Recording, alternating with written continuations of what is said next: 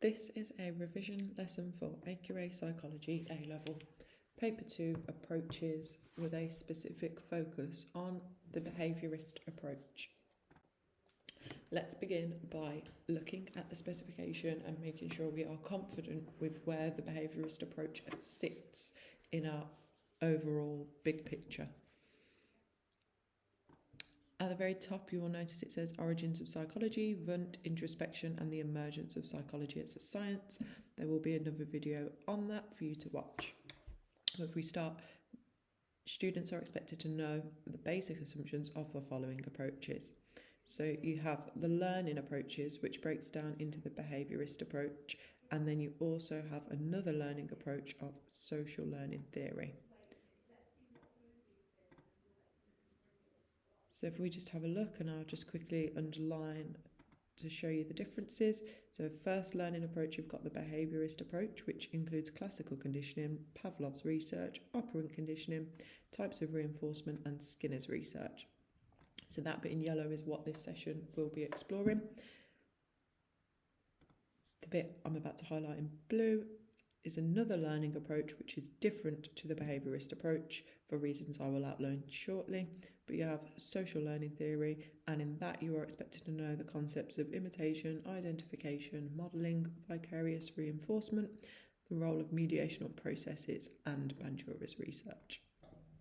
So although grouped together on one bullet point of the specification, they are actually two separate approaches which you will need to be able to compare and contrast.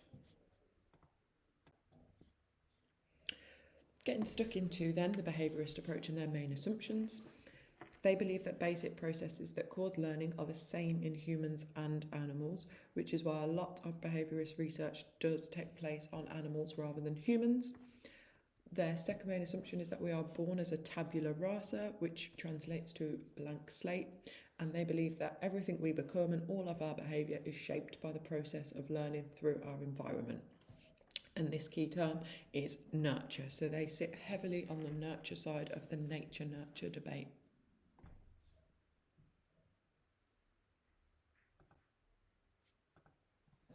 So getting stuck into the first key concept, which is classical conditioning and Pavlov's research. Pavlov suggested that humans and animals learn through association. So this is based on the premise that every stimulus, everything, if you like, in the environment, a sound, a taste, has a response.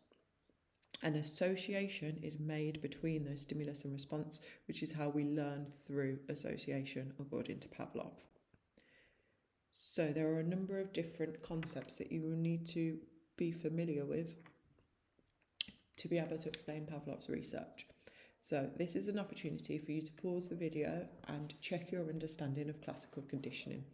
I will put 3 words onto the screen for you now for you to try and apply to these key terms.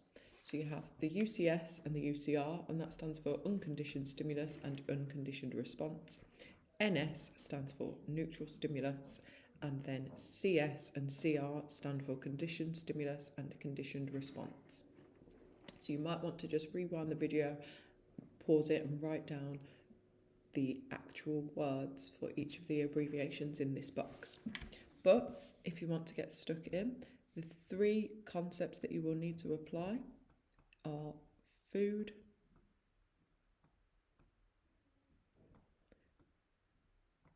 bowel, and salivation. So I'm just going to write saliva just to make my life a bit easier.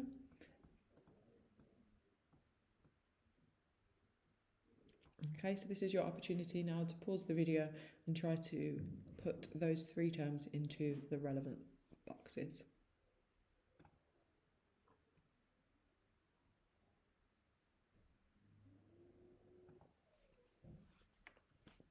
So firstly, food is the unconditioned stimulus because that will cause the dog and humans to salivate at the sight or the smell of food.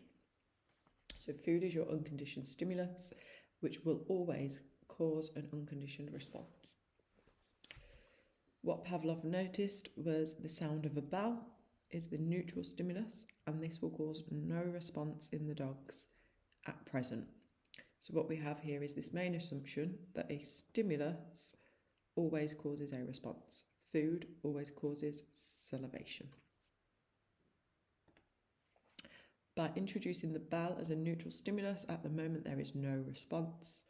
So now if I change over to blue ink, the food, which is the unconditioned stimulus, combined with the bell of the neutral stimulus by presenting the bell with the food numerous times, the dogs then start to produce saliva. The dogs eventually, through numerous pairings of the unconditioned stimulus and the neutral stimulus, through numerous pairings of the food with the bell, the dogs will then eventually salivate. Going to orange now. Conditioned response being salivation. Conditioned response is salivation, but conditioned stimulus is no longer the food. The food is no longer needed to cause that response, and the bell becomes the conditioned stimulus. So what you can do is combine these two boxes into one arrow to represent that the unconditioned stimulus paired with the neutral stimulus allows the bell to become that conditioned stimulus and cause the conditioned response of salivation. Moving on to put this experiment into words, into our APFC format, the aim, the procedure, the findings and the conclusion. Just in brief, the aim was to investigate classical conditioning, which is learning through association in dogs, because that was Pavlov's aim. He wanted to use dogs. Pavlov was not a psychologist, but a physiologist. So his procedure, Pavlov used the sound of a bell as a neutral stimulus and paired this with food, because prior to this he'd noticed that dogs would automatically salivate when food is presented. So he identified this stimulus response link, but also identified that dogs would learn through association. So by pairing the bell with the food over time, the dogs learned to salivate to only the sound of the bell, even when food wasn't present. So the bell became a conditioned stimulus and salivation became the conditioned response. The dogs associated the sound of the bell with being fed. Therefore, Pavlov's dogs had learnt a new behaviour through classical conditioning.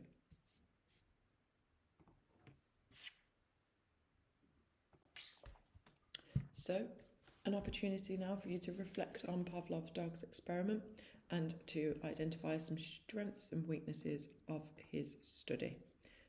So, pause the video, and in 5 seconds or so, we will look at some strengths and weaknesses.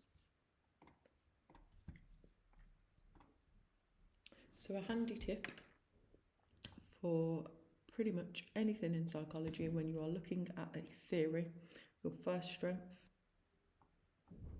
you can discuss is that there is supporting evidence. So Pavlov's study is very good at providing support for classical conditioning.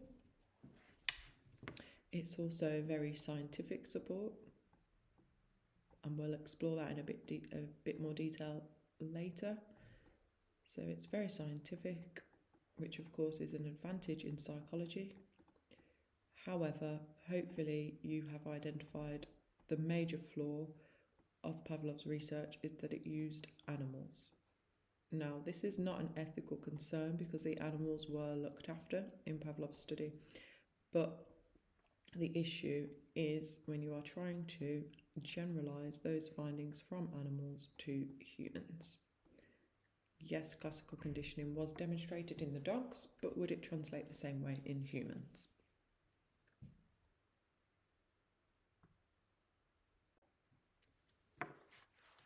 Moving on to the second part of behaviourism, which is operant conditioning through Skinner. Skinner's belief was that we learnt through consequences. So this is Skinner's box here. You can see instead of dogs like Pavlov, Skinner has used rats, and he designed Skinner's box which looks like this. Various different elements to test positive and negative reinforcement. There's a pellet dispenser which provides the rat with some food, something positive, And then within that same box, there's also a shock generator, which is to test negative reinforcement by an electric current being run. So let's have a look at Skinner's box in the context of positive reinforcement. So the rat is inside the box, represented by that green outline.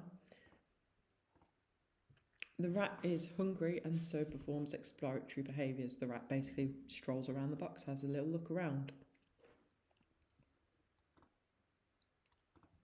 The rat's gone to the wrong place. The rat should be up here.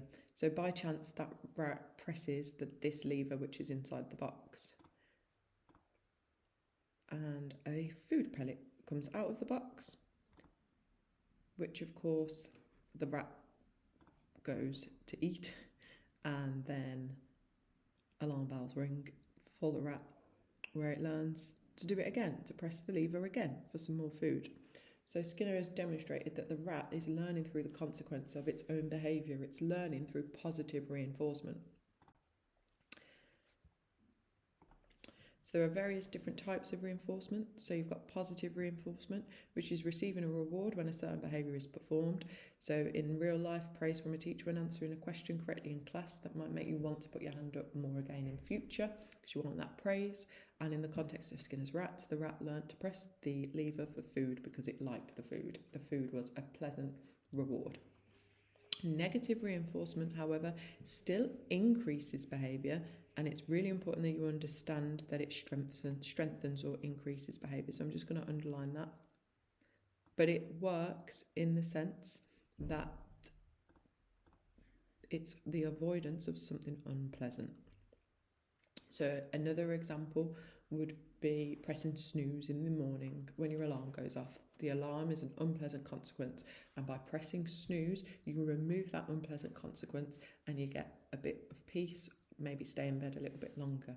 So that increases the likelihood of you pressing snooze again in the morning when your alarm clock goes off. In the context of Skinner's rats, though, you do also need to understand that in the box, the rat would feel an electric current, and in the same way that it learned to press the lever for food, negative reinforcement was identified by the rat learning to press the lever to stop the electric shock, to stop that unpleasant consequence, and therefore it strengthened the rat's behaviour in that the rat then learned whenever there's an electric shock, if I press that lever, the shock will stop and I will stop being uncomfortable. So I'm just going to highlight positive and negative reinforcement and draw your attention to this sentence down here. Positive and negative reinforcement increase the likelihood of a behaviour being repeated. And if I put punishment in orange, punishment is an unpleasant consequence of behaviour and therefore decreases the likelihood that behaviour will be repeated. So moving on from our types of reinforcement, we can now evaluate the behaviourist approach. So this is an opportunity for you to pause the video, check your understanding and see if you can answer any of these questions. You could also attempt some peel structure because that's the final thing I'll be going through in this video. I'll be taking 3 of our strengths and weaknesses and putting them into peel structure. So please pause the video and have a little think about each of the questions in front of you.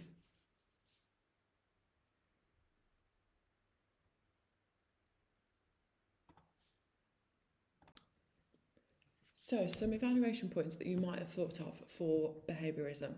It has real life application, and so that is very useful. Now don't worry if you don't have too much to say about that. We are going to be producing a peel paragraph shortly on that. Behaviourism is also good because it's got scientific credibility, and if you're thinking about it in the context of Wundt and the origins of psychology, behaviourism was one of those first approaches that emerged after Wundt. And Watson introduced these scientific methods that allow Pavlov and Skinner to then conduct scientific research. However, there is an over-reliance on lab studies, which means the research does lack ecological validity. There are, of course, ethical issues with Skinner's research rather than Pavlov's, because Skinner exposed those rats to quite stressful conditions with being in a confined environment and being electrocuted. And then finally, this separate point to ethical issues is the use of animals, which are very simple organisms compared to complex human life. So we can't extrapolate those findings to human behaviour. We can't generalise those findings. And there's a really good opportunity there, which we will be doing shortly, to elaborate and use your knowledge from other approaches, such as social learning theory or the cognitive approach, which sort of build on behaviourism and use behaviourist ideas, but go into a lot more detail in explaining human behaviour. So, final opportunity to pause, because in the next moments we will be going through 3 peel paragraphs and putting those into an effective argument for and against behaviourism.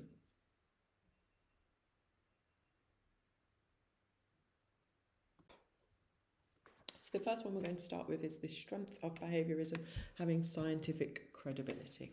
So the point here is behaviourism has scientific credibility. You could maybe add a few words there. Behaviourism is good because it has scientific credibility. But the main point here is we're going to provide some evidence for behaviourism having scientific credibility. And that is going to rely on knowledge of Pavlov's dogs or Skinner's rats, but this peel is centred around Pavlov's dogs because I'm going to give you some really effective points at showing how Pavlov was scientific in his approach. So your evidence is it's based on well-controlled research, such as Pavlov's study into classical conditioning on dogs. You then need to explain that evidence. So you've got that Pavlov was well-controlled. So we're going to go ahead and explain that. So Pavlov was able to measure observable behaviour. He controlled for extraneous variables and was able to identify cause and effect. Now, students will often make these points without elaborating, without putting it into the context of Pavlov and actually gaining some effective evaluation marks. So here we have Pavlov as our evidence, which was very controlled and objective. Again, this is just waffle until we back it up. So the way he was controlled and objective in his study was that he used a tube to collect the saliva of the dogs. So he's not just assuming that the dogs produce saliva at the sound of the bell or food. He's actually collecting it and measuring the amount of saliva that they produced in response to both the food and the bell. This demonstrates that behaviourist experiments are highly scientific, and that link there links back to our point as to why it's a good thing. Moving on to our second evaluation point, which is that behaviourism oversimplifies human behaviour. So this is our weakness now, and the evidence we are going to get is by using this key term of reductionism.